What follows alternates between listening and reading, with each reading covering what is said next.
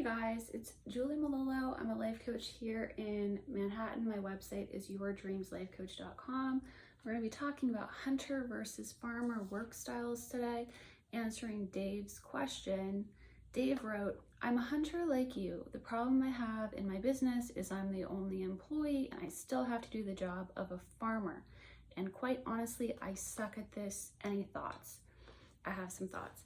So hunter versus farmer. Hunters are people with a work style where you're either chilling out, zoned out, doing nothing, resting, relaxing, much like a tiger, stalking, and then you attack and you give your all. You give your 100%, then you crash and you go back to resting and relaxing. So you're 0, 100, 0, 100. Farmers are people who are like farmers. They're planting some seeds, they're doing a 10-20% of their total energy output that's possible for them, 10-20% over a long period of time, long hours. It's slow, it's consistent, it's detail focused, it's steady. Hunters are like 0 to attack mode, back to 0. They're energized by completely different things, right? So the problem is, if you're a solo entrepreneur, how do you do those farmer tasks? Because those are the kinds of tasks that drain a hunter. Tasks like spreadsheets, paperwork, keeping methodical detail of things, keeping files, storing things to like all of your different clouds and organizing all your files. And these are more farmer type tasks that farmers like and they're energized by, but hunters are drained by these tasks. So number one is understanding which work style you are. So go see my other video on hunter farmer work styles if you haven't watched that yet. And number two is, what things in addition to that are you energized and drained by? Because everyone's a little different, and this is where we go into like our extrovert, introvert, personality type stuff. I have other videos on that too. Then you need to manage your energy level, especially as a solo entrepreneur, because you have to manage yourself like you are your own employee. The same way that you would manage employees and you would know that they're not superhuman, they're gonna burn out, maybe quit if they're too stressed out. That can happen to you too if you're a solo entrepreneur. And if you burn out and you quit, then your business is gone. So it's the biggest risk to any entrepreneur is managing yourself, managing your own energy level. And the first step is knowing what energizes you, knowing what drains you, so that then you can manage and plan for that. And I discuss that in my book, Attack Your Goals, Not Yourself, on Kindle Vella, which you can get that at juliemwriter.com. Attack Your Goals, Not Yourself. I have a chapter where I give you exercises on identifying what energizes you and drains you and how to manage that. So there's no perfect solution except to just hire somebody, but most entrepreneurs are in that situation where they're growing and they can't hire people to do everything unless they're just rich, which most entrepreneurs are not. So for that in-between time, until you're able to save up or make more money, you have to manage your energy level.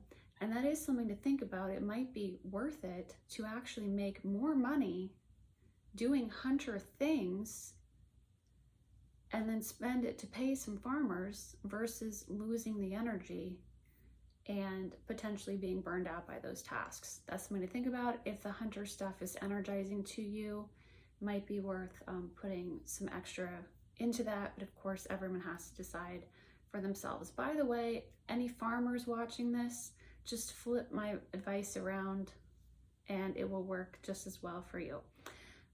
So the next thing is that managing your energy levels, you need to really know what you're energized by and drained by. And then on your schedule, when you can see, oh, Thursday, I'm gonna have like 9 hours of friggin' farmer tasks, that's gonna be terrible. You can either plan for stuff that you know is going to be like restful. Maybe you're just gonna sleep for a whole day or something, and or plan stuff that you personally are energized by. And that's different for everybody, because that goes into the introvert, extrovert personality type stuff, where different people are energized by different things. And you can learn about that with my playlist on personality types. So like for me personally, as an extrovert, I would be energized by going out, talking to people, going out dancing, even going to a coffee shop to do my work. So I might take some farmer tasks and take them to a cafe where it's like busy and there's lots of people, and that might be a little bit less draining. I mean, it's still farmer tasks. It's still not going to be great, but it might be a little bit better than just doing that alone in a room or something like that. And the flip side is true too. If people that are more of an introvert might find that they need more alone time after they do draining tasks. So when I say draining tasks, this applies to farmers too, right? Farmers who have to do a hunter type task, maybe they have to drop everything and do an emergency task, give their 100% to it. Maybe something like a last minute invite to go speak at some conference. They have to give a 4-hour presentation and they have to do this in 3 days. And so that's going to be very draining to a farmer. Whereas for a hunter, that'd probably be kind of fun and energizing to have something last minute where you have to attack it. So you can hire somebody, you can make more money in your preferred work style, such as a hunter, and then hire somebody. You can manage your energy level, so you're building in time to rest, relax, and re-energize yourself, which is kind of counterintuitive, because if you have a long, boring, draining day, you're not going to think, oh, I should make, plans and go out and party tonight, right? But like if going out and partying energizes you, then that might actually make the most sense.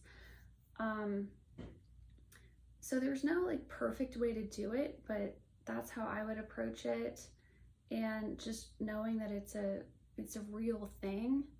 The energy level, the burnout, all these things are like real problems to be avoided. And yeah, that's what I would say. So I have playlists for all my other videos. For people who don't know, I'm a life coach in Manhattan, and my website is yourdreamslifecoach.com. And I have playlists on other life coaching, self-development type videos like this. I also have personality types. I also have toxic people like narcissists. I have some ASMR, some writing tips. I don't even know what else, but it's all divided up into playlists, so you can just watch the stuff that you're interested in. Thank you guys for watching. Feel free to comment and share your experience or share your tips if you have stuff that you do to help energize yourself, if you have to do tasks that are not in your preferred working style. And thanks for watching.